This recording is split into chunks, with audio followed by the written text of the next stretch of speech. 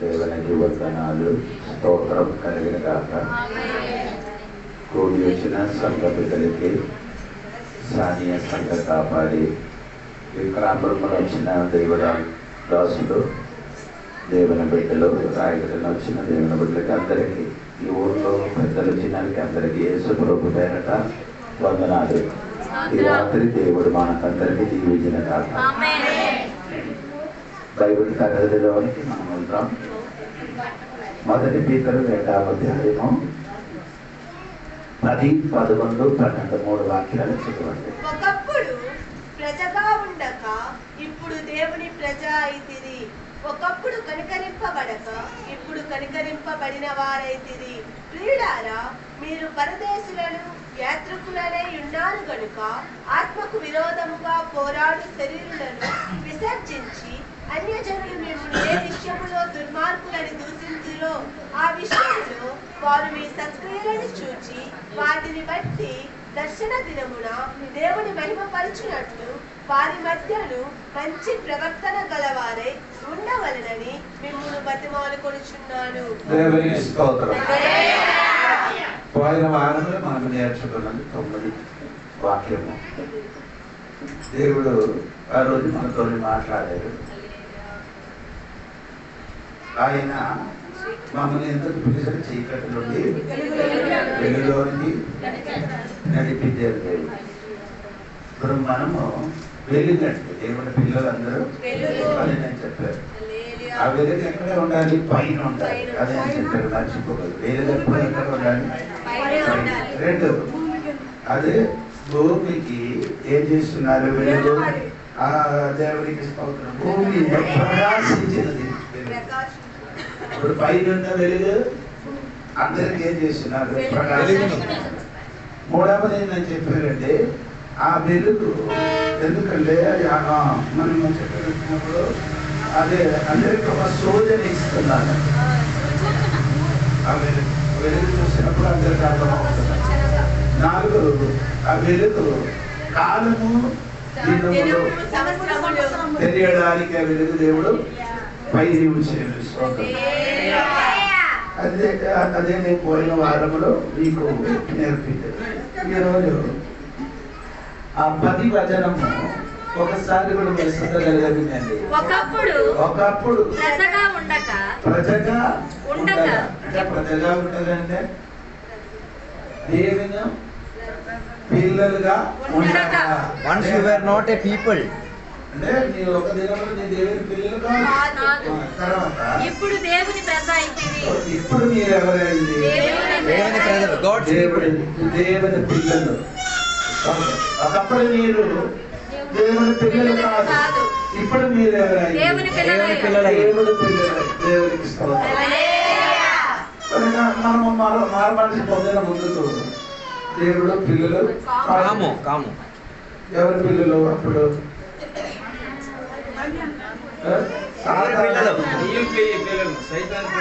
సాతాను. ఇప్పుడు మనం ఎవరి పిల్లలు? దేవునికి స్తోత్రం. ఈ వాక్యం ఇక్కడ చదివినప్పుడు అర్థం తెలియాలంటే హోషేయ గ్రంథంలోకి రావాలి.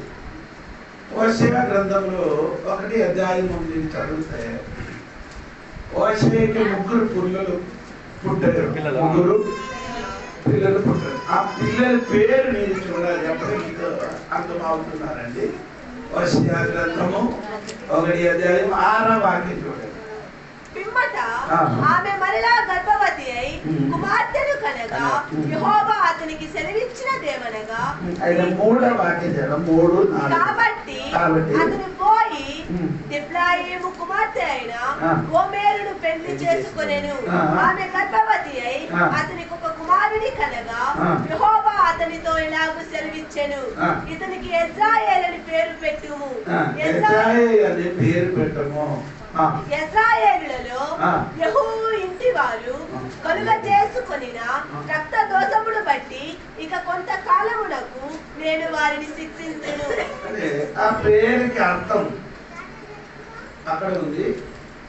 ఏంటంటే పేరుకి అర్థం ఏమన్నది అంటే దేవుడు మమ్మను చిదరగొట్టింది దేవుడు. ఎవరిని?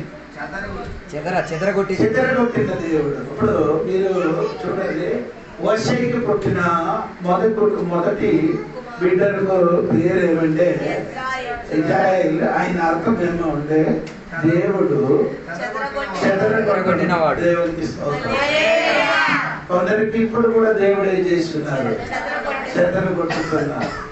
ఇప్పుడు దేవుడు ఉద్దేశము అనుసరించి మౌనము జీవించలేకపోతే దేవుడు మమ్మల్ని ఏం చేస్తాడు, చెదరగొడుతున్నాడు. అపోస్తల కార్యము 8వ అధ్యాయము 1వ వచనము మీరు చదివితే మీకు అర్థం అవుతున్నారు.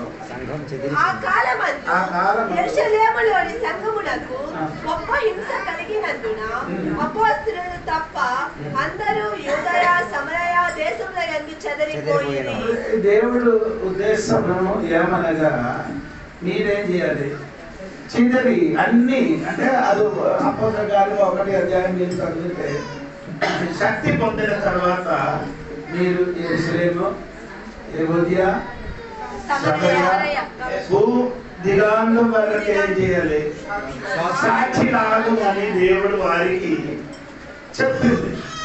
వారు ఇప్పుడు ఏం చేస్తున్నారంటే ఎక్కడికి వెళ్ళకుండా ఎక్కడ కూర్చున్నారు, కూర్చి పాటలు పాడి ఆరాధన చేసి ఉండాలా. దేవుడు ఏం చేశాడు, ఆ కాలంలో యెరూషలేములో సంఘములకి హింస కలిగింది. సంఘములకి భయంకరమైన ఆ హింస ఎందుకు కలిగిందంటే వారందరూ ఏమైంది, చెదరిపోయింది. ఎందుకు వారికి హింస వచ్చింది, హింస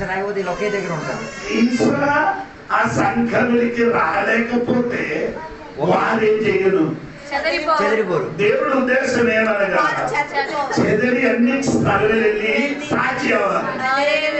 వారందరూ ఏమనుకున్నారు, అయ్యో యెరూషలేము అంటే సమాధానమైన దేశం. యెరూషలేము అనే పదానికి అర్థము సమాధానం కలిగిన దేశంలో బాగా ఉంటే మంచిది అని అనుకొని ఆరాధన చేసి ఉండగా దేవుడు ఏం చేశాడు, సంఘ లోపలికి హింసను పంపించేస్తాడు. జీవితములు నా జీవితములు ఏదైనా హింస ఏదైనా సమస్య వచ్చిందే అని భయపడదు. అది దేవుని యొక్క ప్రణాళిక ఉంది, దేవుని యొక్క ఉద్దేశం ఉంది. ఉద్దేశం లేకుండా ఏదైనా హింస లేకుండా శ్రమ నీ జీవితంలో రాదు. అర్థమైంది, మీకు అర్థమైనది తెలియదు. ఇశ్రాయేలు ప్రజలు ఏమంటే యాకోబు కుటుంబంలో ఎంతమంది ఇంత దేశానికి వెళ్ళింది, 70 మంది. ఎంతమంది అప్పుడు 70 మందిలో మనుషులు ఎక్కడికి వెళ్ళారు, ఐగుప్తు దేశంలో. ఇప్పుడు ఆ చరిత్ర మీకు అందరికీ తెలుసు. యోసేపు అక్కడ ఇప్పుడు ఐగుప్తు దేశంలో మంత్రిగా ఉన్నప్పుడు ఆయన అమ్మ నాన్న తండ్రి అందరికీ తీసుకొని వచ్చారు. ఎంతమంది ఉన్నాను, ఈ 70 మంది అక్కడికి వెళ్ళారు. అప్పుడు వెళ్ళినప్పుడు ముందుకు యాకోబు దేవునికి ఏం చేసి బలి అర్పించారు. యాకోబు దేవునికి ఏం చేసి బలి అర్పించినప్పుడు దేవుడు యాకోబుతోని ఇలాగా మాట్లాడుతుంది, నిన్ను నేను అక్కడే వర్తింపు చేస్తానని. ఎక్కడే ఐగుప్తు దేశంలో అంటే ఎంతమంది వెళ్ళారు, 70 మంది. ఇప్పుడు ఐగుప్తు దేశంలోకి వెళ్ళినప్పుడు ఏం జరిగిందంటే వారికి భయంకరమైన శ్రమ కలిగింది. ఎందుకు శ్రమ కలిగింది వారికి, నిన్ను వర్ధిల్లింపు చెయ్యాలంటే ఏమవ్వాలి, శ్రమ కలగాలి. చెప్పినది నీ జీవితం మీద ఏదైనా సమస్యలు జరుగుతుంటే దానికి వెనక దేవునికి ఒక ప్రణాళి లేకుండా మన జీవితంలో ఏమి చెప్పచ్చు. సంఘం చెదరడానికి ఉన్న కారణము ఆ సంఘం లేని అని చెదరి అన్ని చదవలు సువార్త ప్రకటించడానికి దేవుడు వారి మధ్యకి పంపించేది.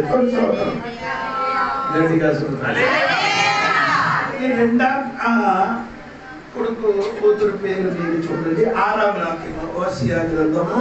పిమ్మట ఆమె మరలా గర్భవతి అయి కుమార్తెను కనగా యెహోవా అతనికి సెలవిచ్చినదేమనగా దీనికి లోరుహామా అనగా జాలి నొందినది అని పేరు. లోరుహామా అని పేరు పెట్టారు. ఆయన అర్థం ఏంటంటే జాలి నొందనిది. జాలి నొందనిది జాలి అంటే దయ దయ కనికరం లేకుండా జాలి కనికరం దయ అని ఈ వారికి ఆ కొడుకుకి ఏం లేదు, ఆ పాప పుట్టినప్పుడు ఏం లేదు. ఓ దేవునికి స్తోత్రం. ఇదే వాక్యమే మనము 1 పీతరు 2వ అధ్యాయం 10వ వచనం చదివినప్పుడే అదే వాక్యం ముందుకు మీరెవరు కాదు, ప్రజలు కాదు, ముందుకు తర్వాత ముందు ఇప్పుడు మీరు దేవునికి తర్వాత చదివినప్పుడు ఒకప్పుడు కనికరింపబడలేని వాడు ఒకప్పుడు ఏమైంది, ఈ పాప పుట్టినప్పుడు పాపకేం లేదు, జాలి లేదు, కనికరం లేదు. చెప్పండి.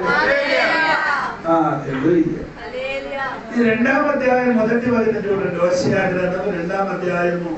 మీరు నా జనులని మీ సహోదరులతోను జాలి నొందిన వారని మీ స్వదేశీయులతోను మీరు చెప్పుడి. ఆ పాప పేరు అక్కడే అమ్మి అమ్మి అని రాయండి. అది అది ముందుకేం లేదు, అమ్మికి ఏం లేదు, ముందుకు ఏం లేదు. అక్కడ అమ్మి అన్న పదం ఉందో చూడండి. అమ్మి అని పదం ఉంది, ఆయన ముందుకు ఒక పదం లేదు. 6వ వాక్యం చూడండి మీరు. 9వ వాక్యం. లో అమ్మి లో అమ్మి ఇక్కడ అమ్మి మాత్రం ఉంది.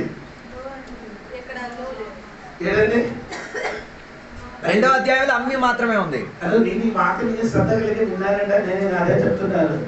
1 అధ్యాయం 9వ వాక్యంలో ఏముంది? లో అమ్మి, లో అమ్మి, not my people, not my people. ఇప్పుడు 2వ అధ్యాయం మొదటి వాక్యంలో నోట్ లేదు, అమ్మి అమ్మి. నువ్వు నా జనము, నా మై పీపుల్. ఆమేన్. హల్లెలూయా చెప్పండి. జనులు కారు, ఇప్పుడు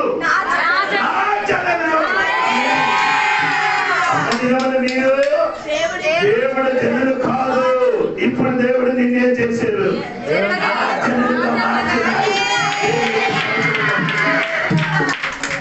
23వ వాక్యం కూడా చూడండి. 2వ అధ్యాయం 23వ వాక్యం కూడా.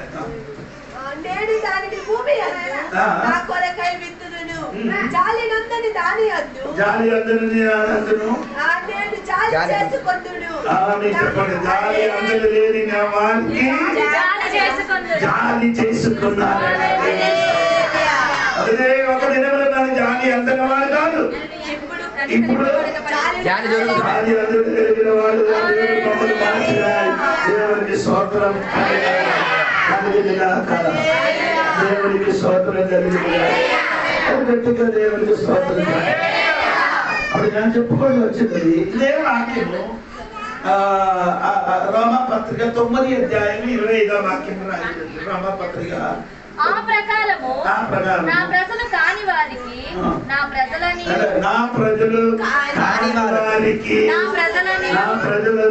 ప్రియురాలు కాని దానికి ప్రియురాలనియు పేరు పెట్టుదును.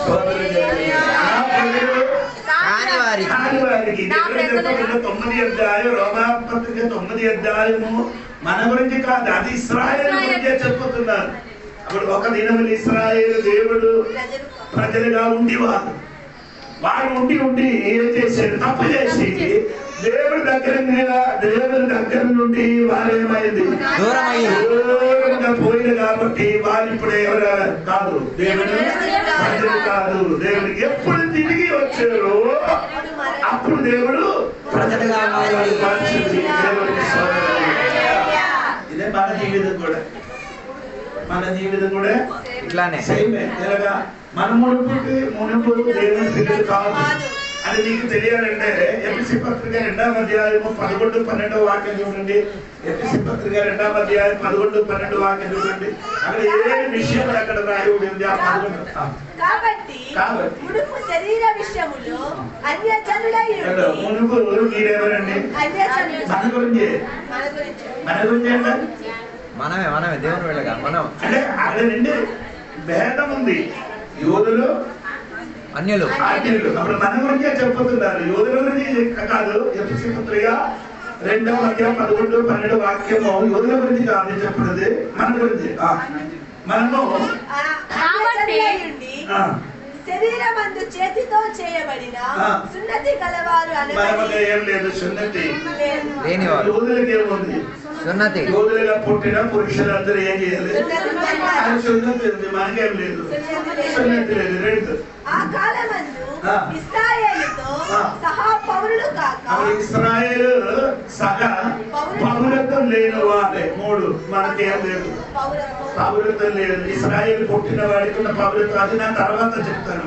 పౌరత్వం లేదు. 3, 4 మనం ఏం చేయాలండి? పరదేశిగా ఉండేవారు. 4, 5 వాగ్దాన నియమములకి మనము పరజనులు. వాగ్దానం మనకేమి వాగ్దానం లేదు. మనకున్న ఒక వాగ్దానం శాపగ్రస్తుడు, శపింపబడిన వాడు. శపింపబడిన వాడే.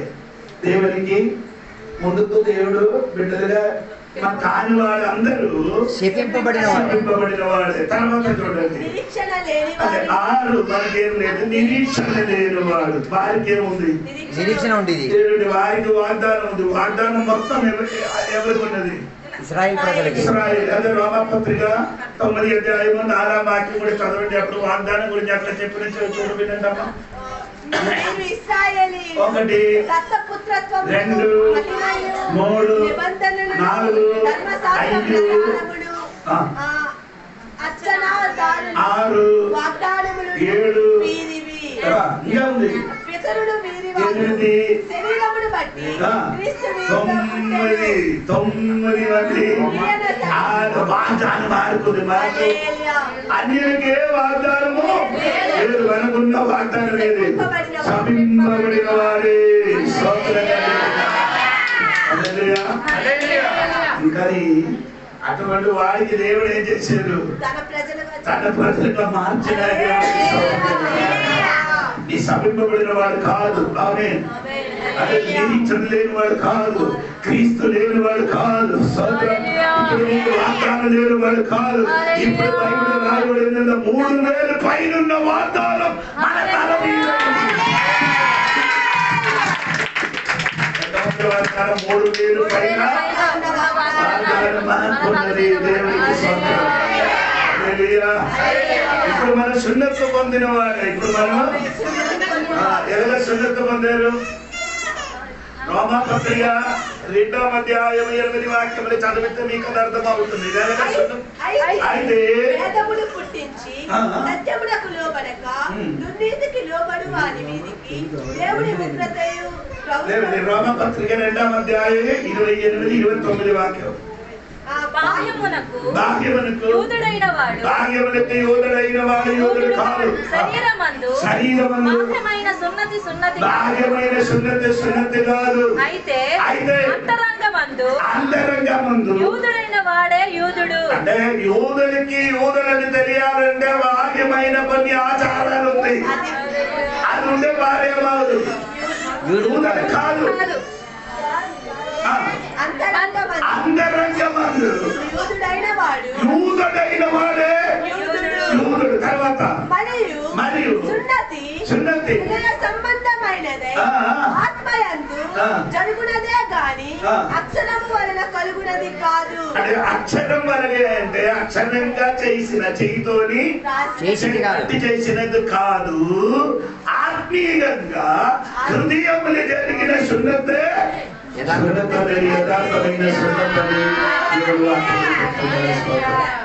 ఇప్పుడు మనకి కత్తితోని కాదు.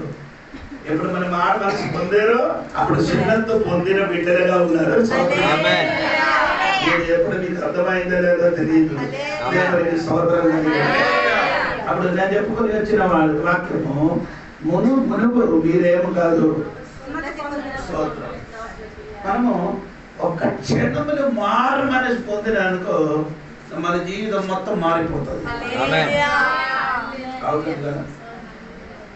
సమరయ స్త్రీ భయంకరమైన అమ్మ ఆరాధన గురించి చెప్పిన నా తండ్రి నా పురుదులు ఎక్కడే ఆరాధన ఆ కొండలు ఈ కొండలో యెరూషలేములో చేసి ఉన్నారు ఆరాధన అంటే ఆరాధన స్థలం గురించి పొగుడుతున్నారు ఆరాధన స్థలం గురించి పొగుడుతుంది అప్పుడు ఎప్పుడు మారు మనసు పొందారో అప్పుడేమైంది ఆ స్థలం గురించి పొగడలేదు యేసయ్య గురించి మారు మనసు పొందితే ఇదంటే మారిపోతున్నట్టుగా అప్పుడు పది వచనం మీరు చదివినప్పుడు మర్చిపోకూడదండి దేవుని ఒకప్పుడు ప్రజగా ఉండక ఇప్పుడు దేవుని ప్రజ అయితిరి. ఇప్పుడు ఒక పదన మనం ఏమన్నారు ప్రజలుగా ఉండగా ఇప్పుడు దేవుని ప్రజ అయితిరి. ప్రజగా మారింది. ఇంకా ఇది మనసులో ఉంచుకొని యెషయా గ్రంథము 10 అధ్యాయం 22వ వాక్యం కూడా కలిసి చదవండి.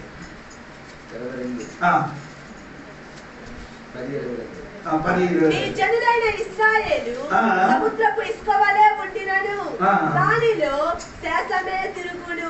చెప్పండి దేవుడు ఇది అబ్రహాముకి చెప్పిన ఒక మాట ఏది నీ పిల్లలు సముద్రంలో ఇసుక వలె ఉండేది. సముద్రంలో ఇసుక వలె ఉండేది అంటే ఆయన అర్థమేమంటే సముద్రంలో ఇసుక వల్ల పిల్లలు ఇస్తామని దేవుడు చెప్పలేదు కదా. ఒకటి ఆకాశం నక్షత్రం చెప్పలేదు కదా. రెండు విధములు పిల్లలు చెప్పండి. రెండు విధములు కొంతమందిలో ఎలా ఉంది ఆ నక్షత్రం వలగా ఉన్న మాట నక్షత్రంగా నక్షత్రం వలగా వెలిగిస్తున్నారు. అలాగే వెలిగించిన కొంతమందులు ఇంకా ఇసుక ఎందుకు చూడలేదు. చూడాలంటే ఆర్కే బీచ్ లేదు. మీరు ఇంటి నుంచి బయటికి రాదు కదా. ఇక్కడికి వెళ్తే పార్వతి వెళ్తే అర్థం పార్వతి వెళ్తే అర్థం పార్వతి ఇదే ఆర్కే బీచ్ వెళ్తే మాత్రం మీకు తెలుసు. అక్కడ ఇసుక చూశారు కదా. ఆ సముద్రంలోకి శరీరం తెల్లగా వేసారు. బైబిల్ అదే చెప్తుంది. ఇసుక వలన సముద్రంలోకి 24 గంటలు ఈ కరెక్టలు ఏమైనా చేస్తున్నాయి కొట్టుకొనే ఉంటాం. అప్పుడు అంటే ఆయన రెండు మనుషులందరూ ఏమవుతున్నారు తొక్కుకొని వెళ్ళిపోతున్నారు. స్వాతంత్రంగా అటువంటి స్థలము నుండి కొందరు ఏమవుతున్నారు దేవుడు వైపు వస్తామని చెప్పారు. ఆ వాక్యం చదవండి ఒకసారి కూడా. ఈ జనులైన ఇశ్రాయేలు సముద్రపు ఇసుక వలె ఉండినను దానిలో శేషమే తిరుగును. అంటే ఇసుక వలె ఉన్నవాళ్ళు కొందరు ఏమవుతుంది తిరుగుతారు. దేవుని తట్టు తిరుగుతారు. ఆ దేవుని తట్టు తిరిగినప్పుడు ఇప్పుడు నిన్ను మట్టితో కాలుతో తొక్కడం వల్ల కాదు. ఇప్పుడు కరెక్ట్ వచ్చి కొట్టినట్టుగా కాదు. ఈ దేవుడి వైపు తిరిగినప్పుడు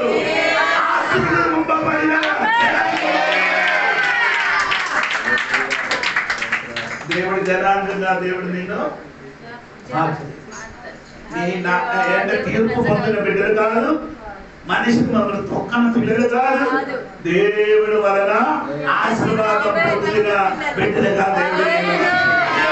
దేవుడికి సోదరం కలిగారు. ఇంకా 11వ వాక్యం చూడండి. మీరు పరదేశులను అదే నాకు సంతోషం కలిగింది. ప్రియులారా మీరు పరదేశులు. అదే మొదటి అధ్యాయంలో కూడా ఆ పదం ఉంది కదా. ఒకసారి చూడండి. మొదటి అధ్యాయం మొదటి వాక్యం.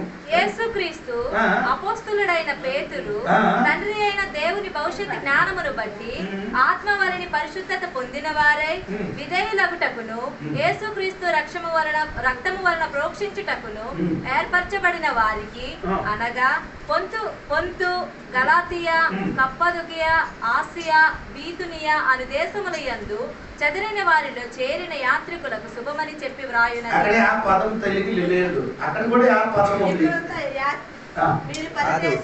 పరదేశీయులు అక్కడ కూడా ఏముంది పరదేశీయులు యాత్రికులు అని ఉంది కదా. స్తోత్రం. అదే పదం ఎక్కడ కూడా రాయబడింది పీతర్ గారు 2వ అధ్యాయం 11వ వాక్యం. అంటే ఇక్కడ 2వ అధ్యాయం 11వ ప్రియులారా మీరు పరదేశులు. మీరేమంటే పరదేశీ అంటే అర్థం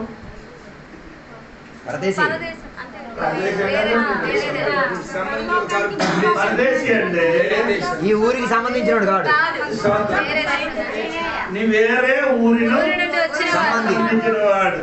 ఫిలిప్పియ గ్రంథం 3వ అధ్యాయము 20 వాక్యం మీరు చదవండి. ఫిలిప్పిలో గ్రంథం పౌలు స్థితి అంటే పౌలు స్థితి పరలోకములు ఇప్పుడు మీ భూమిలో ఏమవుతున్నారు? పరదేశి. నీ పౌరు స్థితి అంటే అర్థమైందా? పౌరస్థితి, పౌరస్థితి పదం ఎందుకు చెప్తున్నారంటే మీరు పౌరస్థితి పదములు అర్థం తెలియలేదు కాబట్టి బైబిల్లో కొన్ని అర్థం తెలియలేకపోతున్నారు. పౌరస్థితి అంటే మీ భారతదేశంలో నాగరికత్వం చెందిన బిడ్డ. పౌరతనే ఈ భారతదేశానికి కలిగిన వారు. అది తెలియడానికి నీకు ఆధార్ కార్డు ఇచ్చేది. ఈ ఆధార్ కార్డు ఉన్న వలన మనం ఎక్కడ నాగరికత్వం ఉన్నవాడు? భారతదేశంలో. భారతదేశం ఎక్కడే? భారతదేశం ఆంధ్ర. ఆంధ్ర ఎక్కడే? ఆంధ్ర మీరు ఎక్కడ? అర్థం.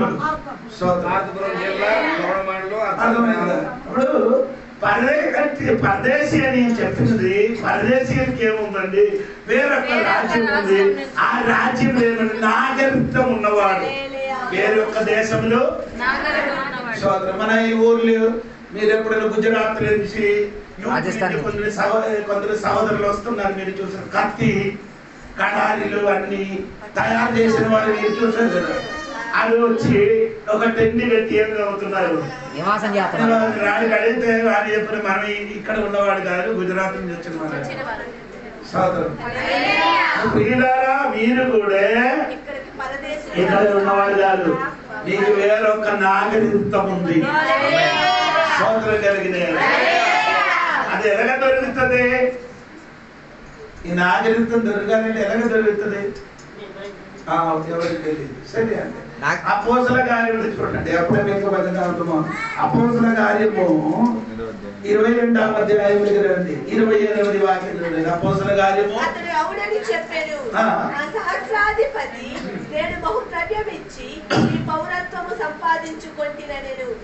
అందుకు పౌలు నేనైతే పుట్టుకతోనే పౌలు చెప్పారు నేను రోమా నాగరికత్వం చెందిన వాడట. సోదరం ఈ నాగరికత్వం దొరకాలంటే ఏం చేయాలి? ఒకటి నాగరికత్వం పొందుకోవాలంటే ఎలాగ ఏం చేయాలి? ఒకటి చెప్పండి. ఆ వాక్యం ఉంది. అది అంటే చదువు. సహస్రాధిపతి సిటిజన్షిప్ కావాలంటే ఏం చేయాలి? మీరు అక్కడ పుడితే అక్కడ పరిస్థితి మీకు దొరుకుతుంది. చదువుతున్నది బైబిల్ కదా, అందులో చూడండి.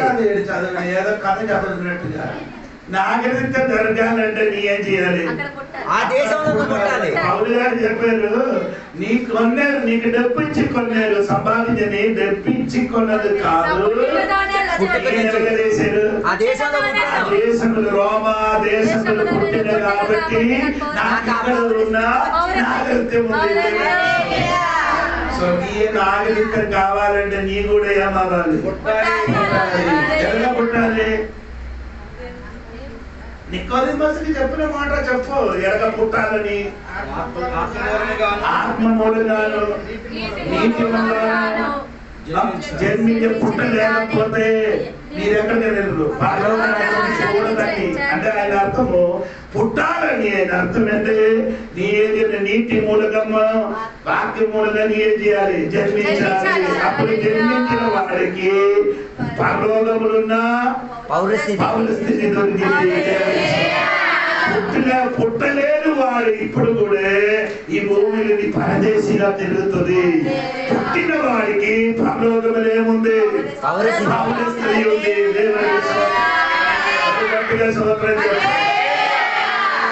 రెండవది సహస్రాధీనం చెప్పారు. డబ్బు ఇచ్చి నేనేం చేశారు? పౌరస్థితిని కొనుక్కున్నాను. అలాగే డబ్బులు ఇస్తే అలాగే దొరుకుతుంది. దేవుడికి స్తోత్రం. మనకి డబ్బు ఏదైనా ఇచ్చారా? మనము ఏమిచ్చారు? యేసయ్య అమూల్యమైన రక్తము. ఈ పౌరస్థితి సహస్రాబ్దం ఎలాగ పొందారంటే డబ్బులు ఇచ్చి మనం ఎలాగ పొందారని యేసయ్య రక్తం మనకు పౌరస్థితి పొందారు కాబట్టి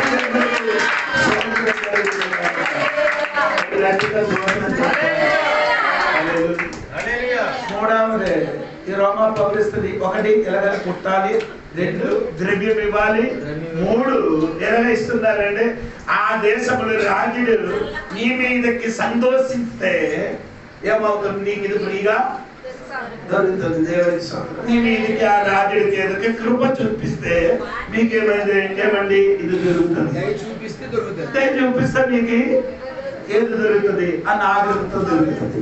మనకెలాగది కృప, దేవుడి కృప మన మీదకి కుమరించిన కాబట్టి దేవుడు మనకేది ఇచ్చారు, ఆ పౌరస్థితి ఇచ్చారు. ఒక్క కృప ఇస్తే చాలదట. అది ఆది కాలంలో చదివినప్పుడు నోహానికి ఏం దొరికింది, దేవుని కృప దొరికింది. స్తోత్రం. పాత నిబంధనలు ఉన్న వాడికి ఒక్క కృప ఉంటే చాలు, కొత్త నిబంధనలకు వచ్చిన వాడికి ఒక్క కృప ఉంటే చాలు. కృప వెంబడిన కృప పైన కృప అని అర్థం. ఒక కృపతో ఈ భూమిలో ఉంటాను, అందుకని దేవుడు ఎరిగి ఒక కృప మీదకి ఇంకొక దేవునికి గట్టిగా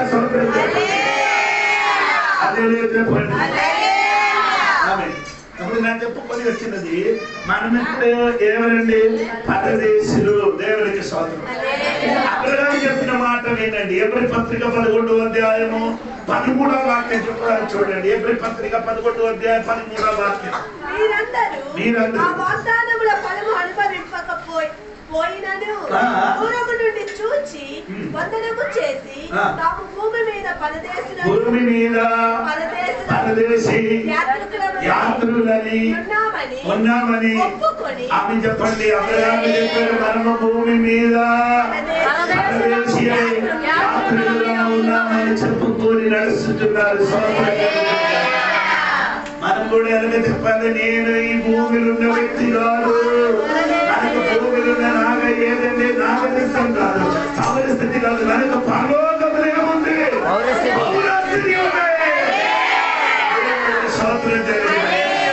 భగవంతుడికి అర్థమైంది పరలోకము మనకు ఒక పౌరస్థితి ఉన్నదని. అబ్రహాము ఇదే చెప్పారు, అబ్రహాము చెప్పింది అని చెప్పారు కదా, అవును కదా.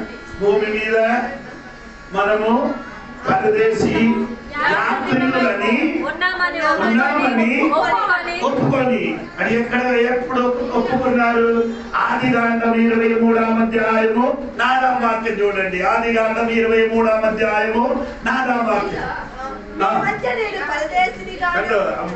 అంటే అబ్రహాము తన భార్య చనిపోయినప్పుడు ఆ ఊర్లో ఉన్న వాళ్ళకి చెప్పుతున్నారు ఏమనగా తెలుసా, నేను ఈ మధ్యలో నేనేమండి పరదేశిగా ఉన్నాను. అబ్రహాము చెప్పినట్టుగా ఈ రాత్రి నీవు చెప్పు, నేను కూడా ఈ భూమిలో పరదేశిగా ఉన్నాను. అబ్రహామునికి దేవుడు వాగ్దానం చేసిన దేశం ఏమనగా అంటే కానాన్ దేశం.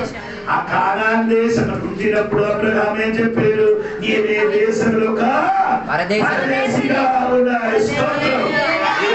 దేవుడు విడుదలరా ఈ దేశంలో మనమందరూ అందరూ ఏమవుతున్నారు, పరదేశిగా ఉన్నారు. కాబట్టి ఈ దేశం విడిచిపెట్టి పరలోకానికి మనం వెళ్తున్నాం. అక్కడ మనకేముంది, పౌరస్థితి ఉంది. అందుకని ఈ పౌరస్థితి ఉన్నా కాబట్టి పరదేశీకి ఎక్కడ ఉందో వారికి ఎక్కువ దెబ్బ. అవునా పరదేశీలకు ఎక్కువ దెబ్బలే. మీకు అర్థం అవ్వలేదు. పరదేశీ మీ ఊర్లో ఇక్కడ నివసించిన ఎవరైనా నిన్ను కొడితే ఏమవుతుంది, ఊరు వాళ్ళు అడగడానికి వస్తారు. పరదేశీ ఆయన ఒక్కడో రాడు, ఎవడు రాడు. అదే పరదేశీ ఉన్న ప్రోగ్రాం అంటే పరదేశీయులకి ఎక్కడ ఏముంది, దెబ్బలు ఎక్కువ, ఎవరు అడగడానికి రాదు. అడగడానికి ఎవరు రాదు. ఒక దినమున ఆడేం చేసింది? ఈ పరదేశం నుండి విడిచిపెట్టే స్వదేశానికి వెళ్ళిపోతాడు. స్వదేశానికి వెళ్ళిపోతున్నాడు. దేవుడికి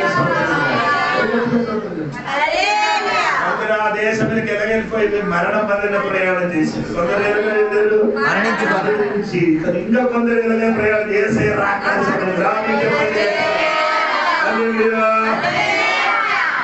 ఇదే విషయం దావీదు మహారాజుడు చెప్పుతున్నాడు. దాని అంటే కీర్తనము 39:12 వాక్యం చూడు. కీర్తనములు 39 12 వాక్యం. నా ప్రార్థన ఆలకింపుము, నా మొరకు చెవియొగ్గుము, నా కన్నీళ్లు చూచి మౌనముగా ఉండకము. నీ దృష్టికి నేను అతిథి వంటి వాడును, నా పితరులందరి వల్ల నేను పరవాసినై ఉన్నాను. నేను కూడా ఎలా ఉంది? పరవాసిగా. ప్రజల వలనే నేను కూడా పరదేశిగా ఉన్నాను. I am your temporary guest. అంటే ఇంగ్లీష్ లో కొంత సూపర్ టెంపరరీ తాత్కాలిక. టెంపరరీ గెస్ట్ అంటే ఇప్పుడు వచ్చి రేపు వెళ్ళిపోయేవాడు. స్తోత్రం. తాత్కాలిక అతిథులు. తాత్కాలిక అతిథులుగా ఉన్నారు. స్తోత్రం. సరే ఆ 11వ వాక్యం. ప్రియులారా మీరు పరదేశులను యాత్రికులనై ఉన్నారు గనుక ఆత్మకు విరోధముగా పోరాడు శరీరాశలను విసర్జించి. నీ పరదేశీ కానీ నీ ఆత్మకి విరోధంగా పోరాడు శరీరాశ. ఎందుకంటే పరదేశికి సొంత దేశం వెళ్ళకుండా పోరాటం ఉంది. ఎవరితోని? ఆత్మతో. అదేంటి ఆత్మతోని అంటే?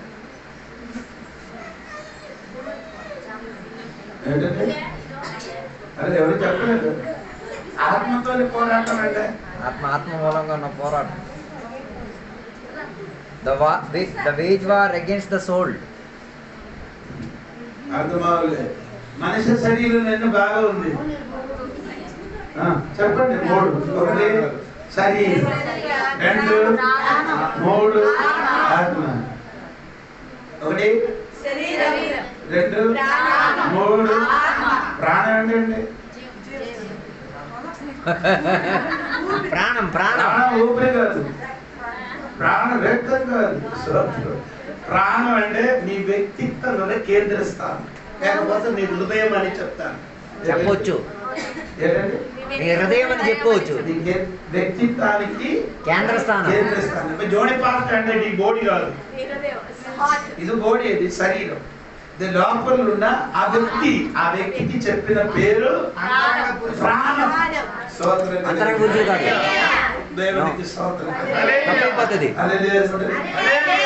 చెప్పిన సరిగా వింటే మాత్రం మీకు అర్థం అవుతున్నారు.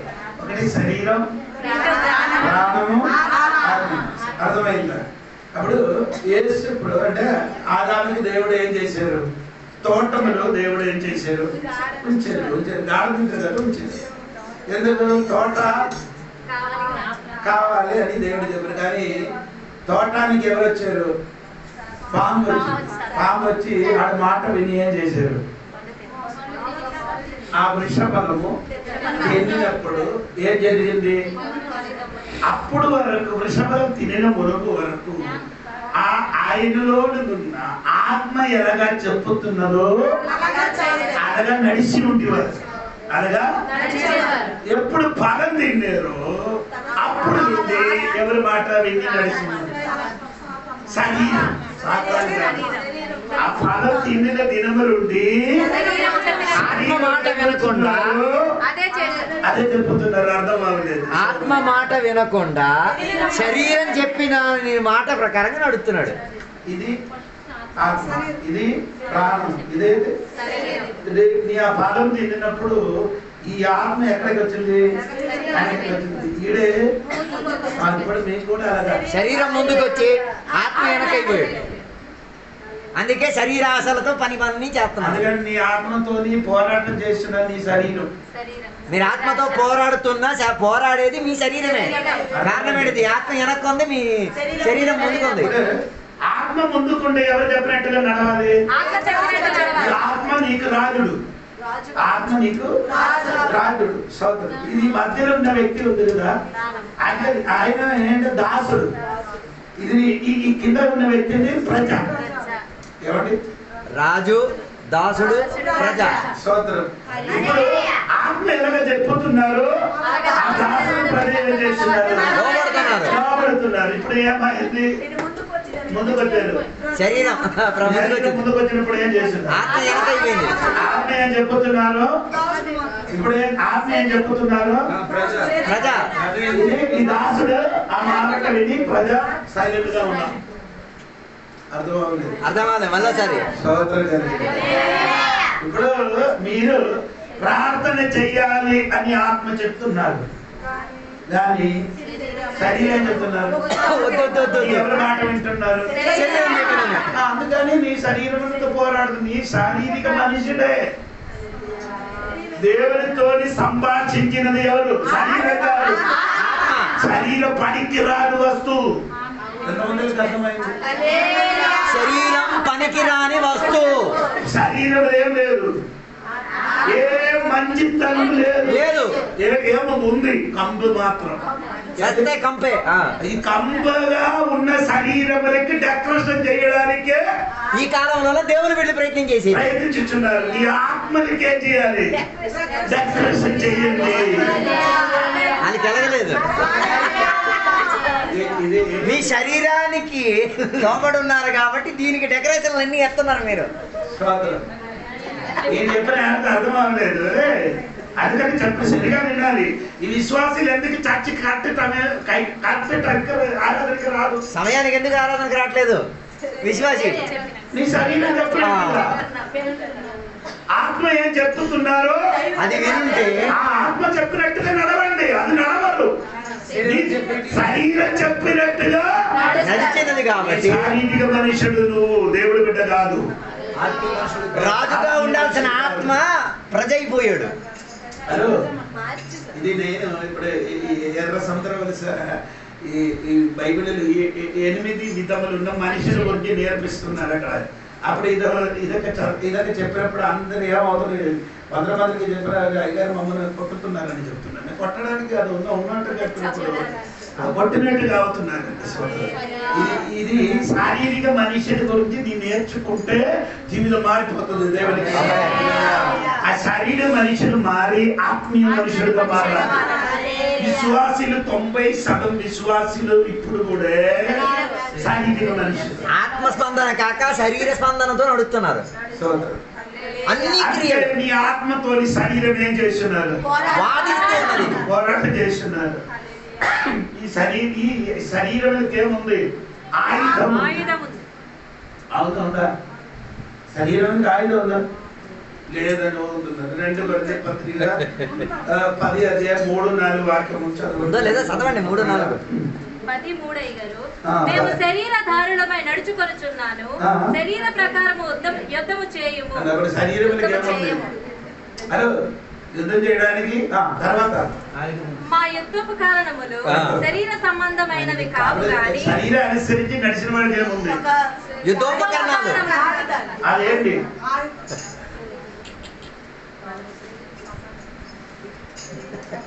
అర్థం అవ్వలేదు. ఉదాహరణగా ఈ శరీరం పనికి రాదు. నీ ఆత్మ దేవుడితో ఏం చేస్తున్నారు? సంభాషిస్తున్నారు. దేవుడితో ఆత్మ ఏం చేస్తున్నారు? సంభాషిస్తున్నది. శరీరం ఎవరితో సంభాషిస్తున్నారు? శరీరం ఎవరితో సంభాషిస్తున్నది? నీ కన్ను, నీ చెయ్యి, నీ కాలు, అది చెప్పాలి. స్తోత్రం. కన్ను, కాలు, చెయ్యి, శరీరం ఎవరితో సంభాషణ? లోక పద్ధతులతో. అది తిరిగి వచ్చారు. ఇప్పుడు నీ ఆత్మతో ఉండి వారు అయితే దేవుడితో సంభాషించుతున్నారు. శారీరక అనుసరించి నడిచిన వారు ఎవరితో?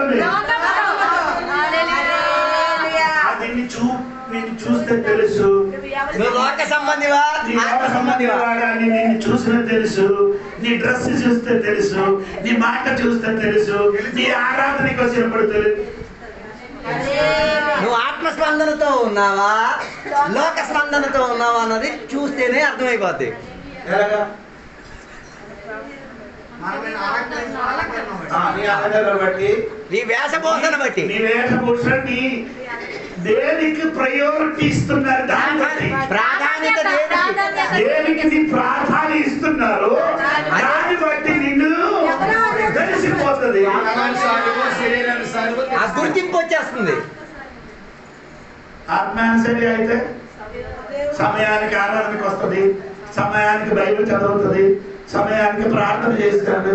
శరీర సమస్య అయితే సమయానికి టీవీ చూస్తుంది, మనం వెళ్ళినప్పుడు సమయానికి పవన్ కళ్యాణ్ సినిమా చూస్తుంది, సమయం వచ్చినప్పుడు లిఫ్ట్ కి వస్తుంది, సమయం వచ్చినప్పుడు నాగ పోలీసు కొట్టుతుంది, సమయం వచ్చినప్పుడు గోవింద పెట్టుద్ది, సమయం వచ్చినప్పుడు ఇండిల్ ఫ్రెండ్లు ముగ్గులు రాస్తుంది, సమయం వచ్చినప్పుడు రాఖీ పండుగ దినమని చేయదు. నీ కట్టుతున్నా నీ ఎవరు మనుషులు? శరీర సంబంధి అయ్యే మనిషి ఆత్మీయుడిగా నటించేస్తున్నాడు. దేవునికి అక్కర్లేదు.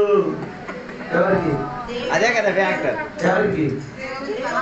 శరీర సంబంధమైన అక్కర్లేదు. నీ శరీరంతో ఏం చేసిన ఆత్మ, నీ ఆత్మలో ఎప్పుడు నీ శరీరం ఏం చేస్తున్నారు? చేస్తున్నారు. ఆత్మలు అనుసరించి నడిచిన వాళ్ళు మాత్రమే శరీరం ఏం చేస్తున్నారు గెలుస్తుంది. అర్థమవుతుంది. అందుకని శరీరం అనేది బైబిల్ చెప్తానంటే సోదరు ఆత్మీయులు వచ్చి కూర్చి ఉంటే తెలిసిపోతుంది.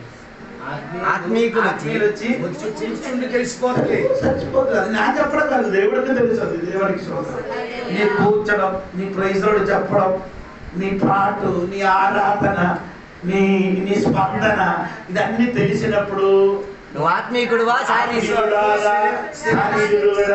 తెలిసిపోతుంది. అందుకని బాస్ గారు చెప్పలేదు చెప్పండి, అప్పుడప్పుడు మళ్ళీ చెప్పాలండి. ఇంకొకటి పోడు చెప్పండి అంటే చెప్తారు. ఆత్మీయ మనిషిని చెప్పక్కర్లేదు, ఆటోమేటిక్ హల్లెలూయా వచ్చేస్తుంటది. ఆటోమేటిక్ వస్తుంది. ఇప్పుడు కదా ముందుకు క్లోక్ ఉంటుంది, గడియారం. ఆ గడియారం ఏం చేశారు? ఇప్పుడు బ్యాటరీ, అప్పుడు బ్యాటరీ కాదు, ఏం చేస్తున్నారు? కీ ఇస్తే చాలు సోదరం. అంటే కీ ఇస్తే తిరుగుతుంది. ఇప్పుడు అప్పుడు కీ ఇస్తే సరిపోతుంది. ఏమవుతుంది?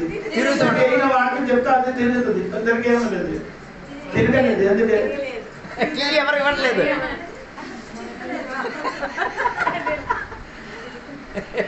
ఆదివారం ఫ్రిడ్జ్ ఆహారమే, నువ్వు ఫ్రిడ్జ్ లోని ఆహారం.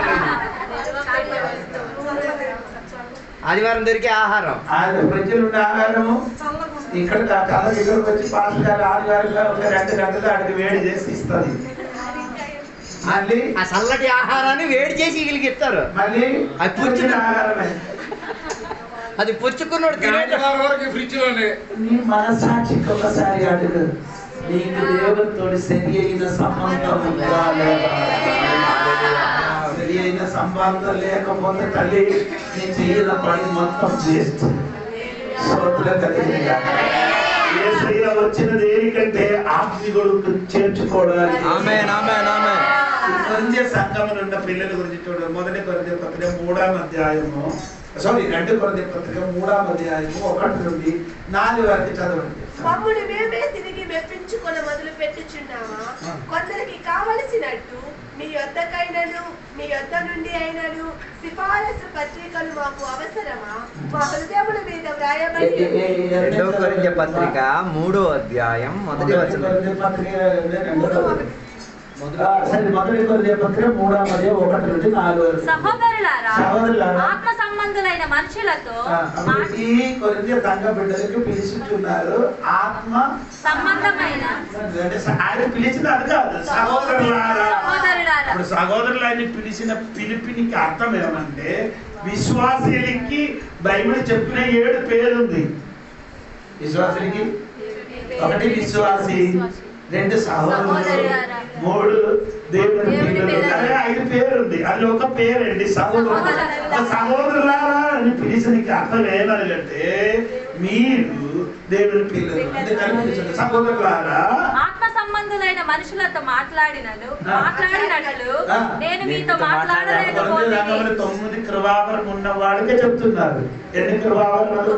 9. వాడికి చెప్తున్నారు, నీకు ఆత్మ సంబంధమైన వాడితోని మాట్లాడినట్టుగా నేను నీతో మాట్లాడలేదు. తర్వాత శరీర సంబంధులైన మనుషులే అనియు క్రీస్తునందు పసిబిడ్డలే అనియు శరీర సంబంధమైన మనుషులే. ఎవరు మనుషులు? పసిబిడ్డలు. ఎవరు మనుషులు?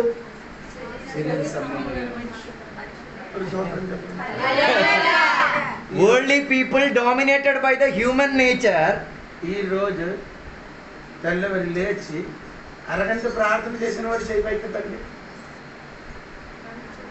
మీ ఏ మనుషులండి ఊగించండి. హల్లెలూయా. ప్రార్థన చేసి ఈ రోజు అరగంట ప్రార్థన చేయకపోతే శరీర సంబంధమా ఆత్మ సంబంధమా? నీతోని దేవునికి ఏంటి సంబంధం? నిన్ను పాపము నుండి విడిపించినది దేవుడు ఇప్పుడు కూడా దుఃఖపడుచున్నాడు. హల్లెలూయా. ఎందుకు ఈ బిడ్డకి నేను రక్షణ ఇచ్చానని, రక్షణ ఇచ్చేదని, ఇవ్వటానికి రక్తం కార్చాడని దేవుడు బాధపడుతున్నారు. నిన్ను దేవుడు నిన్ను ఈ భూమిని ఉంచినది ఒక ఉద్దేశం ఉంది. ఏ ఉద్దేశం? ఆయన శిలువలో మరణించారు. ఆయన చేయవలసిన పని నీ వలన జరిగి తీరాలి. అదే దేవుడు ఉద్దేశం. ఆ పని నీవే చెయ్యరు, చెయ్యటలేదు. దేవుడిగా ఉండినప్పుడు పెద్దలెక్కడ లేచి దేవుడే చేశాడు, ప్రార్థన చేసి. పెద్దలెక్కడ లేచి ప్రార్థన చేయకుండా బిడ్డలెక్కడ లేచి వెంటనే ఒకడు ఓటులు పట్టుకొని తుర్రు వెళ్ళిపోతున్నారు. ఎక్కడికి? ట్రాక్ అవతలకి. అదే నీ పని. దానికి హడావిడి ఉంది కానీ దీనికి హడావిడి లేదు. నీ శరీర సంబంధులు, నీ పశు పిల్లలు, నీ ఆత్మీయుడు కాదు తల్లి. ఆత్మీయుడు మారాలంటే ఆత్మ చెప్పినట్టుగా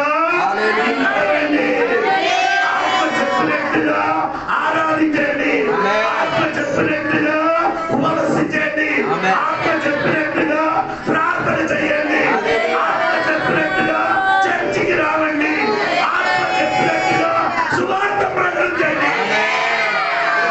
సూత్రం చెప్పండి.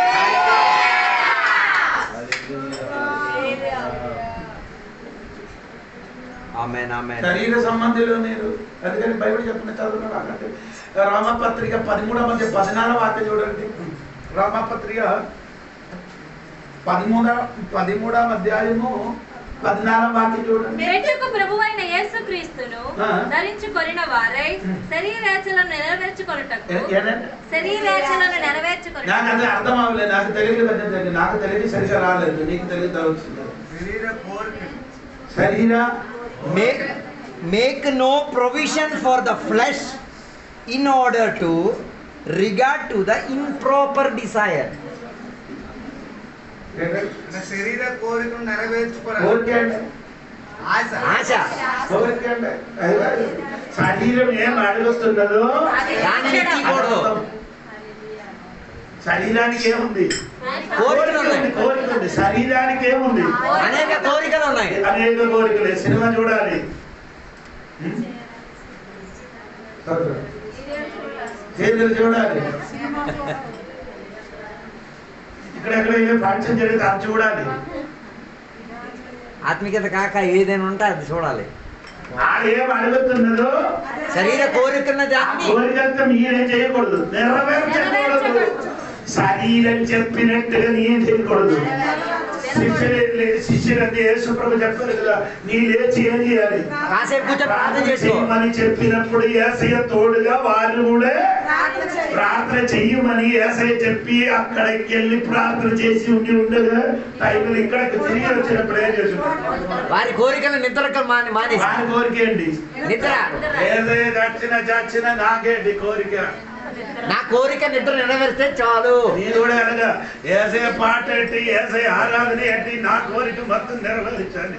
అది లేకపోతే సంఘం ఉండదు, సంఘం విడిచిపెట్టి వెళ్ళిపోతుంది. ఆ కోరికలు నెరవేర్చలేకపోతే మీరు ఉండరు, సంఘము ఉండదు. దేవుడు అక్కడ లేదు, దేవుడు లేదు. మీకేం కావాలి? శరీర కోరికలు మాత్రము నెరవేర్చే బాధ్యత. ఏం చెప్పినట్టు మనిషికి చూపించినట్టుగా శరీర క్రియలు చేసి చేయడానికి, కోరికలు నెరవేర్చడానికి కాదు. దేవుడి కోరిక మనలో ఈ బ్రతుకు దేవుడి కోరికలు నెరవేర్చడానికి బ్రతకండి.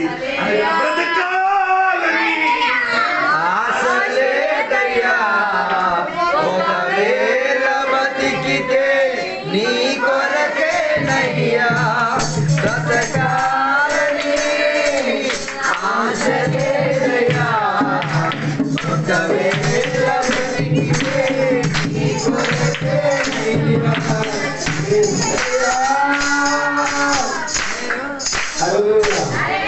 అసలు ఎంతవరకు పాడారు దేవునికి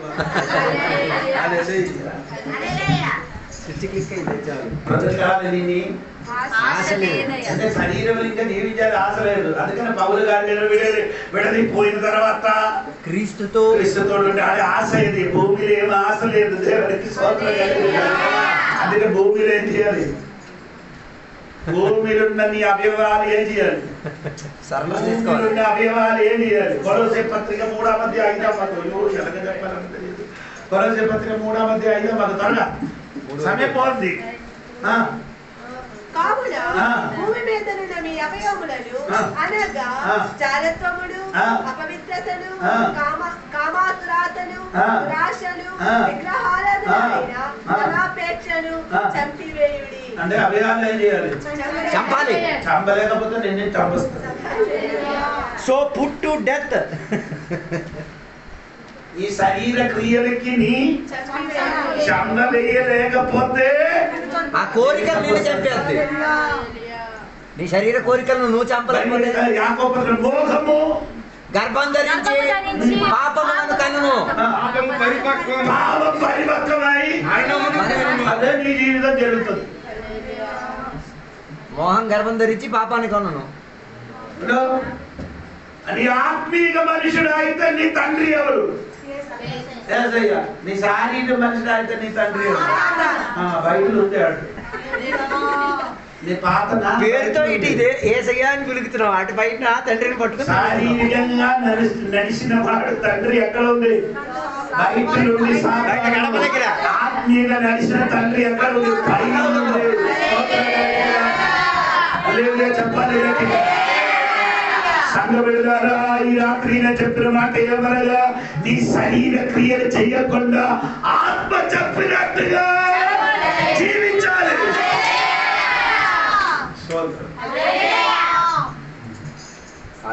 చాలా మంది సమయం అయింది కదా, చెప్పాలని అనుకుని వచ్చారు మొత్తం.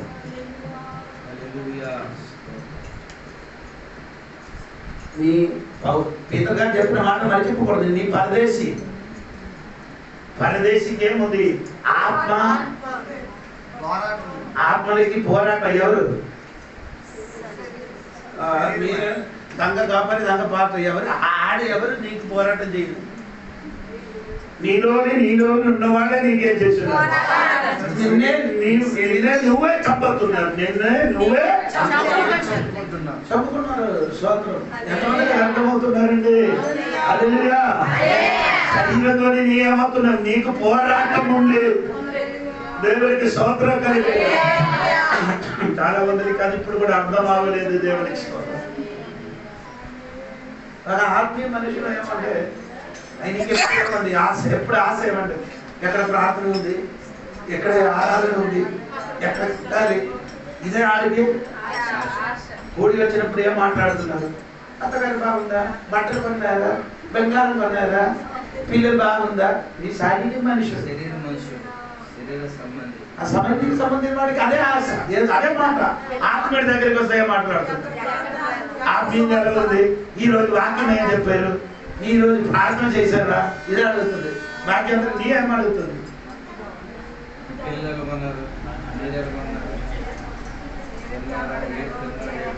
హల్లెలూయా. నీ ఆత్మీయుడా శారీరకుడు అంటే తెలుస్తాడు. నీ ఎప్పుడు చింత అయ్యేది దేని గురించి? శారీరకం దానిని గెలవండి. గెలవడానికి నో ప్రాబ్లం లేదు. ఆత్మ చెప్పినట్టుగా నడవండి. లేదు నేను ఈ రోజు బైబిల్ చదువుతాను, లేదు ఈ రోజు బాగా ప్రార్థన చేస్తాం, ఆరాధనకి కరెక్ట్గా వెళ్తాం. అది ఒక తీర్మానం చేసినప్పుడు నీ శరీరం మీద నీకేమొచ్చింది? జయం వచ్చింది. శరీరం వద్దు వద్దు వద్దు వద్దు వద్దు వద్దు కదా. కొందరు ప్రార్థన చేయడానికి సమయం పట్టుతుంది. సమయం వచ్చిన అలారం పట్టింది, ఆపేసి ఒక 5 నిమిషాలు మళ్ళీ తగ్గదు. మళ్ళీ అప్పుడు చేస్తే లేచినట్టే ప్రార్థన చేస్తారు. రోజు పోయింది. ఇంకొక 5 నిమిషాలు అని కోరిక లోపడితే మన కోరిక నెరవేర్చ. ఆ రోజు తల్లి లేచి ప్రార్థన చెయ్యాలని 5 గంటలకి కానీ 4 గంటలకి లేచి ప్రార్థన చేయాలని నీకు కోరిక ఉండే కరెక్ట్ సమయంలో ఏం చేయాలి? మనసు నచ్చకపోయినా లేచి ప్రార్థన చేస్తావు. వైజాగ్ వెళ్తే కరెక్ట్ సమయంకి వెళ్ళిపో. నిద్ర మానేసుకొని మరి లభిస్తారు. ప్రార్థన కంటే ఆడేవాడు ఎవరు? అది నీ పని ఆయన కాబట్టి దేవుడు కోరుకున్నది ఏమంటే ఆత్మీయుడు సంఘమే కావాలి, సంఘంగా మారాలి. చివరి మాట కూడా చెప్పి మాట వచ్చిన వారి మాట చెప్తాను. గలాతీ పత్రిక 4:29 కదా, ఒకసారి చదవండి. 4:29 చదవండి. గలాతీ పత్రిక 4:29. అప్పుడు శరీరమును బట్టి పుట్టినవాడు ఆత్మను బట్టి పుట్టిన వానిని ఎలాగూ హింస పెట్టెనో ఇప్పుడును అలాగే జరుగుతున్నారు.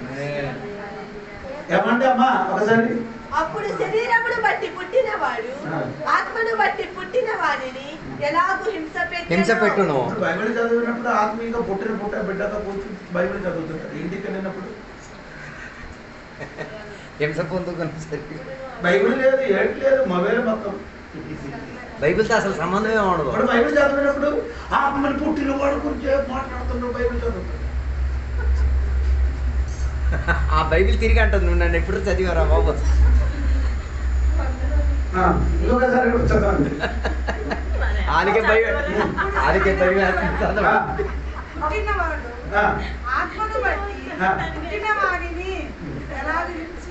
అదే ఆత్మీయంగా పుట్టినవాడు ఎప్పుడైతే శరీరంగా పుట్టినవాడు హింస.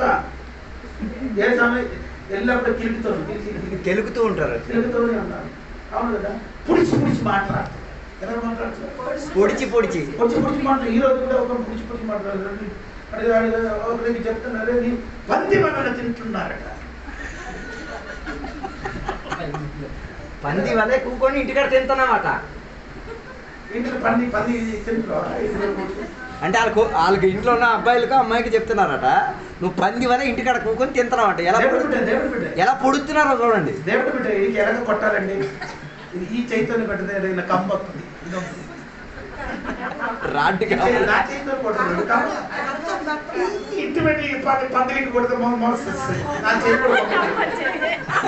అంటే ఆ పంది ఇంకో పందిని పోల్చింది కదా.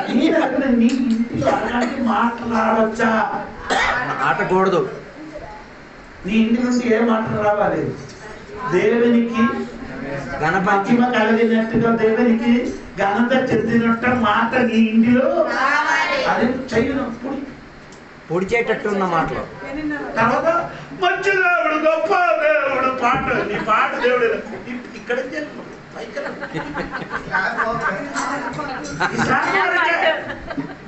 పాట పాడినప్పుడు నేను పర్వం దిగి వస్తాను. పర్వం రాదు. పిల్లలతో ఎలాగ మాట్లాడుతున్నారు? భార్యతో ఎలాగ మాట్లాడుతున్నారు? భర్తతో ఎలాగ మాట్లాడుతున్నారు? నీకే అడుగుతున్నారు. ఇప్పుడు చదవద్దు. ఆత్మీయంగా పుట్టిన వాటికి చదవండి 29. అప్పుడు శరీరమును బట్టి పుట్టినవాడు ఆత్మను బట్టి పుట్టిన వారిని ఎలాగో అబ్రహాము ఇంటికి ఇస్సాకు ఆత్మీయంగా పుట్టిన వాగ్దానం ప్రకారం పుట్టిన వాడు. వాడికి హింస పెట్టిన వారు ఎవరు? అబ్రహాం ఇంట్లో హింస పెట్టిన వారు. అబ్రహాం ఇంటికి హింస పెట్టిన వాడు ఎవరు? అబ్రహాం ఇంట్లో హింస పెట్టిన వాడు ఎవడు? అయ్యో, అబ్రహాంకి ఆయన కొడుకుంటాడో తెలియదు. వాగ్దాన కొడుకు ఇస్సాకు కదా. హింస పెట్టిన వాడు ఎవడు?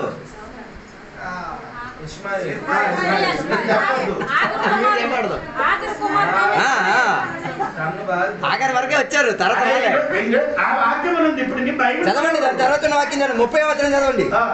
అప్పుడు శరీరమును బట్టి పుట్టినవాడు ఆత్మను బట్టి పుట్టిన వారిని ఎలాగ హింస పెట్టెనో ఇప్పుడును అలాగే జరుగుచున్నది. ఇందుని గూర్చి లేఖనం ఏమి చెప్పుచున్నది?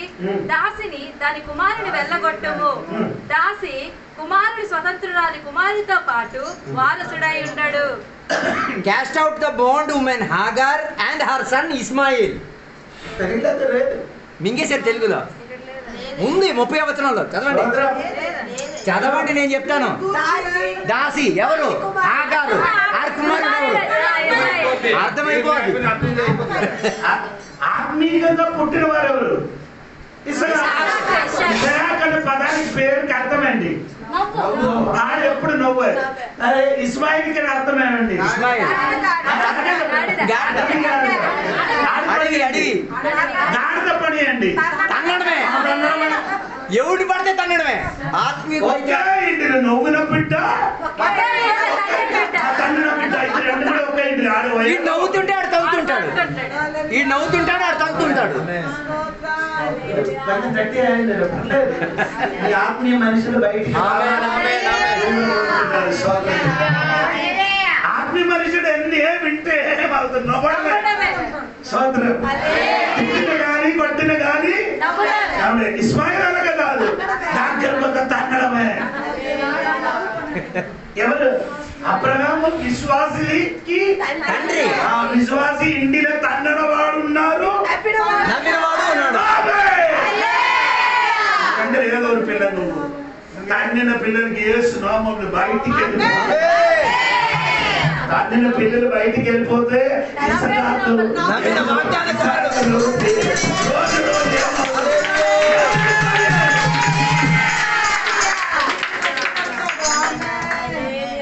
అమ్మా నేను చెప్పిన నీకు తనకి ఎక్కలేదు కదా, కూర్చున్నాను మీకు కాదు అలాగే నన్ను నాకు తెలుసండి. ఇది 40 సంవత్సరం కాదా ఈ వాక్యం చెప్తున్నారు. ఎలాగండి శ్రద్ధ కలిగి వింటూ ఉన్నారని. ఎందుకు కుటుంబంలో విడుదల జరగలే, ఎందుకు కుటుంబంలో ఆశీర్వాదం రాలే, ఎందుకు సమస్యలు పోగలే? నీ ఆత్మీయుడు మారలేదు. నీ ఆత్మీయుడు మారిన వరకు దేవుడు దేవుడు తెలుసు. నీ శారీరక మనుషులు మారలేదు,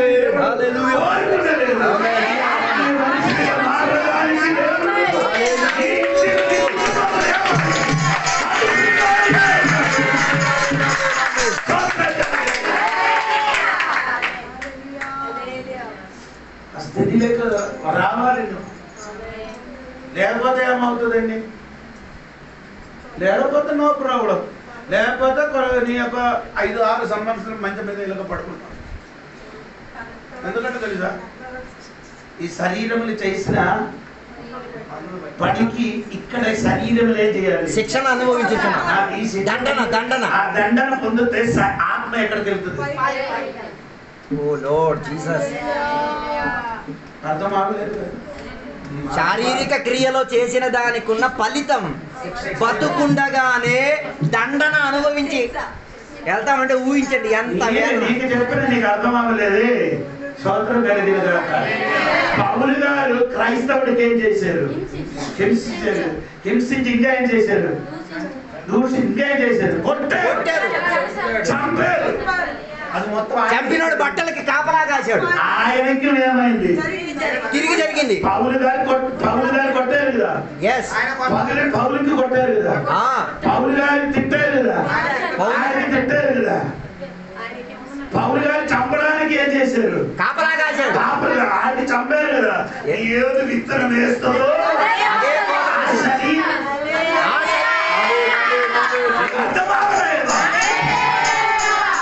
గలాతీ పత్రికలు ఏం చెప్తున్నారు?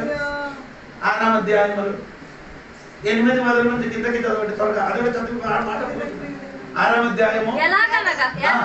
తన శరీరాచరణను బట్టి విత్తువాడు తన శరీరం నుండి క్షయమును పంట కోయును. అమ్మా వినండి, శరీరములో విత్తువాడు తన శరీరము నుండి క్షయమును పంట కోయును. క్షయమైన పంట కోయును. అందరూ ఉన్నారా? లేదు. సాంసన్ ఎలాగా పాపం చేశారు? ఎలాగా? చూపు చూసి అమ్మాయిని చూశాడు. ఆ చూపు అమ్మాయి చూసి పాపం చేశారు కాబట్టి అదే చూపుతో కనుదృష్టి పోయింది. నీ శరీరం ఏ చేసినారో అంత పోతుంది.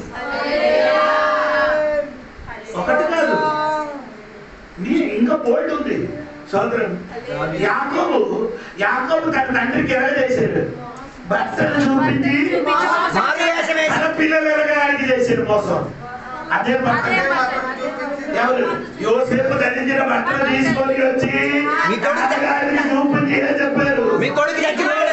చచ్చిపోయారు. ఆ బట్టలు తీసుకొని దేవునికి ఒక్కరోజే ఏడిపించారు. అది నీ జీవితం అర్థమవులే.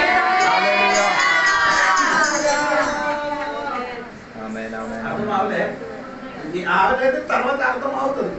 శరీరంలో విత్తనం వేస్తుంది, తన శరీరం నుండి క్షయమను పంట కోయు, ఆత్మ బట్టి విత్తువాడు ఆత్మ నుండి నిత్య జీవం. చెప్పండి, ఆత్మీయంగా దేవుని వరకు జీవించిన వాడికి ఆత్మీయ పంట.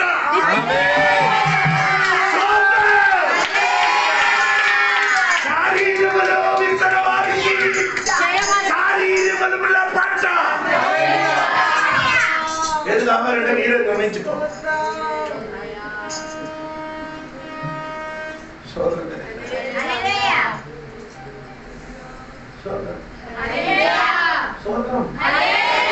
చెప్పిన మాట సరిగా వినండి. నీ ఆత్మీయుడికి మారాలి. మారిన వరకు ఏదో ఒక సమస్య నీ ఇంటిలో దేవుడు ఏం చేశాడు, దేవుడికి స్తోత్రం. ఎందుకంటే ఆ దేవుడి సంఘము ఎలాగా ఉండాలి, నిర్మలమైనది, కళంకము లేనిది. ఒక సంఘం అనగా మారిన వరకు ఆమె జీవితం కదులుకొని ఉంటాం. టెన్షన్ పోగదు, నివేదన మారదు. మారాలంటే ఈ ఆత్మలో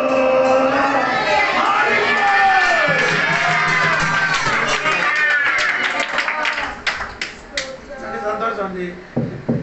ఈ అమ్మ ఇక్కడికి నేను వచ్చినప్పుడు ఏమవుతుంది, చర్చి లోపలికి వచ్చినప్పుడు ఏమవుతుంది, మన ఈ ముస్లిం అమ్మ అందరూ వచ్చి ఇక్కడికి వచ్చి మోకలు ఇక్కడ వేరే వచ్చినవాడికి అట్టి ఇట్టి చూసి కూర్చుని ఇలాగా చూస్తున్నాడు. ఇక్కడికి వచ్చినప్పుడు ఏం చేస్తున్నారు, కూర్చున్నారు. కొంతమంది వచ్చి ప్రార్థన లేదు అటు ఇటు చూసి కూర్చున్నారు. నేను చూసినప్పుడు దేవుడు ఏం చెప్తున్నారు నాకు తెలియదు. నీ జోడి పట్ల ఇంతే చెప్తే మనిషి చూపు కోసం కాదు, దేవుడు నిన్ను చూడనప్పుడు నీ దేవుడిని ఎదుట పరిశుద్ధులుగా స్తోత్రం కలిగింది. నీ ఆత్మనికి పోరాటం ఉంది. ఆ పోరాటం ఎవరికి? పరదేశీలకే ఉంది. పరదేశీలకే ఈ లోకంలో జీవించిన వాడికి నో ప్రాబ్లం. తినము, ఉల్లసించము, రేపు చచ్చిపోవడం అంతే.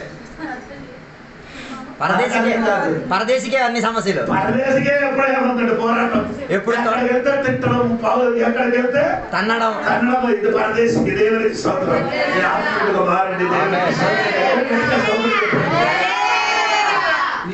షార్ప్ గా మాట్లాడి క్షమించండి. ఎందుకంటే ఇది ఆత్మీయుడు మారాలని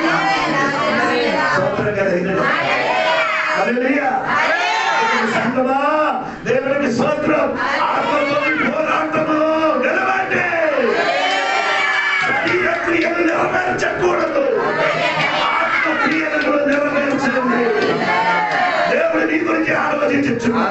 నీ ఆత్మీయులు మారాలి, నీ పిల్లల ఆత్మీయులు మారాలి, నీ కుటుంబం ఆత్మీయులు మారాలి, నీ ఇంటికి ప్రార్థన జరగాలి, నీ ఇంటికి ఆరాధన జరగాలి, నీ ఇంటిలో ఆత్మీయుగా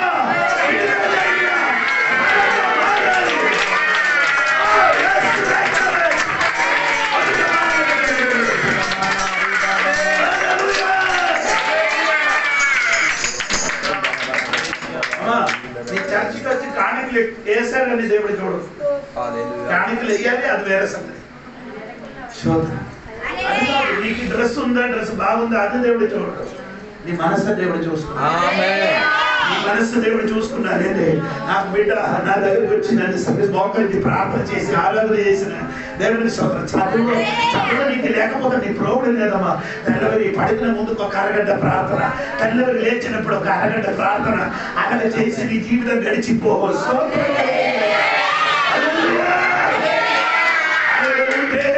ఈ దేవుడితో సంబంధం పెట్టిన దేవుడు అదే స్థితిలో ఆత్మీయులతో ఈ రాత్రి పరదేశిలో ఏమైనా మన ఆత్మలకు పోరాటం చేసిన ఆ శరీర క్రియ నుండి చేరిపోతడానికి దేవుడు అందరికి సహాయం చేసిన శరీర క్రియలన్నీ నాలో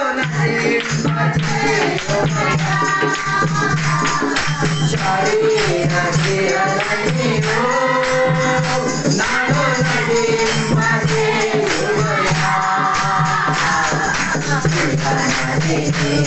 నా హృదయములో